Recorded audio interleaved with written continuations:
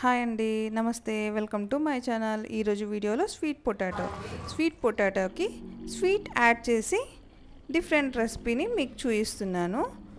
Sweet పొటాటోని నెయ్యితో కూడా fry చేసుకోవచ్చండి. అది కూడా నా వీడియోలో ఉంది.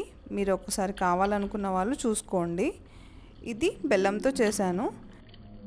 మీ ఇంట్లో ఎలా చేస్తారో కింద కామెంట్స్లో పెట్టండి. స్వీట్ పొటాటోను ముందుగా ఒక హాఫ్ అన్ అవర్ నీళ్ళలో వేసి ఉంచేసేయాలి. ఎందుకంటే దానికి కొంచెం డస్ట్ ఉంటుంది కదా, మన్ను ఉంటుంది. అదంతా ఒక హాఫ్ అన్ అవర్ వల్ల మొత్తం క్లీన్ అయిపోతుందండి.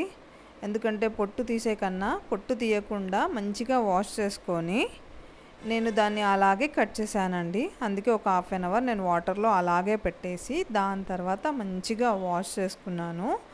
వాష్ చేసుకున్న తర్వాత మంచిగా ఇలా రౌండ్గా పీసెస్ని కట్ చేసి మనం ఒక ప్యాన్ పెట్టుకొని దాంట్లో కాసేపు ఇట్లా వేయించుకోవాలి.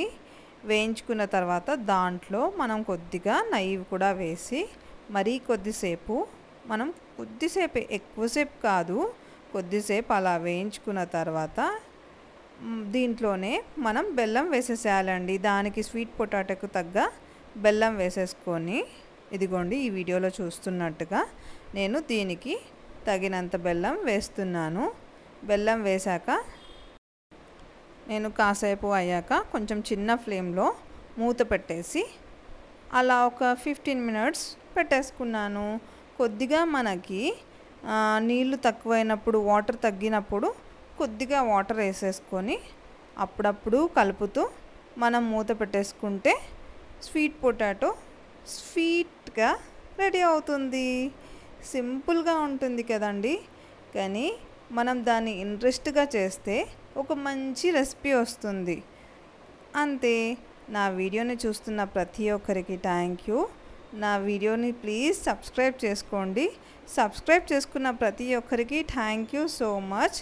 ఇదిగోండి ఈ వీడియోలో చూస్తున్నట్టుగా నేను అలా వాటర్ వెళ్ళే వరకు మనకి ఆ స్వీట్ పొటాటో కూడా ఉడికే వరకు నేను అలా చిన్న ఫ్లేమ్లో మంచిగా మూత పెట్టుకొని ఉడికించుకున్నానండి.